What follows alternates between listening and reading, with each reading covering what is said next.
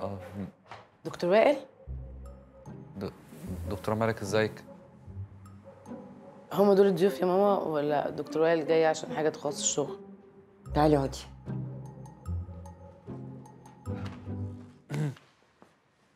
انا اسف والله لو زيارتي يعني ضايقتك او ازعجتك في اي حاجة. لا لا خالص، ولا ضايقتني ولا أزعجتني، أنا بس مستغربة. في الحقيقة الدكتور وائل جاي يطلب ايدك. نعم؟ ايوه، وانا اللي قلت له يجي هنا، انا صاحبة الاقتراح.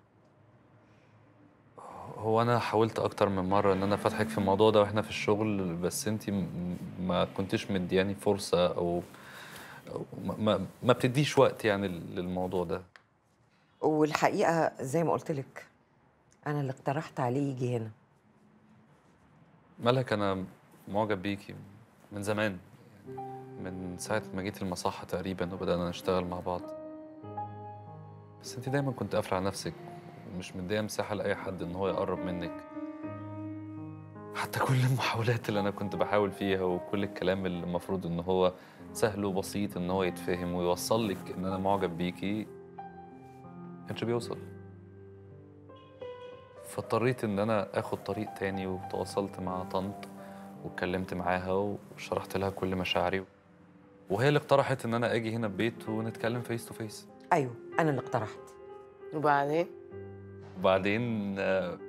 بعدين أنا وائل، طبيب نفسي شغال معاكي، حالتي المادية الحمد لله كويسة وميسورة، وعندي بيتي اللي تقدري يعني توضبيه براحتك خالص بعد ما نتفق. بس الأهم والأهم من كل ده، أنا إيه بالنسبة لك؟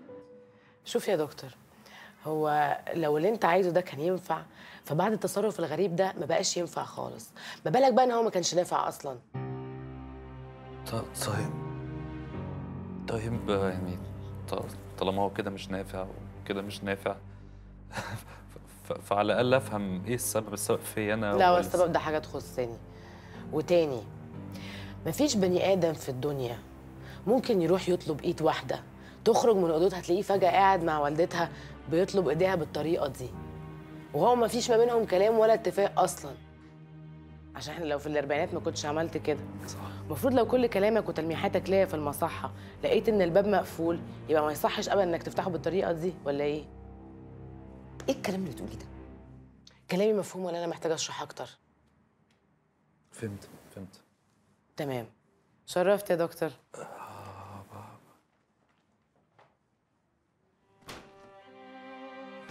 أول مرة في حياتي أتحرج بالشكل ده. حتى مش عارف أنا هعمل إيه دلوقتي يعني. وأنا المفروض أقعد ولا أمشي ولا إيه؟ امشي يا حبيبي. بس قبل ما تمشي عايز إيه؟ اسالك سؤال. خير؟ انت بتحبها؟ آه بحبها. أمال جيت ليه؟ خلاص، يبقى انا هساعدك، بس عايزاك تصبر وما تيأس. حاضر.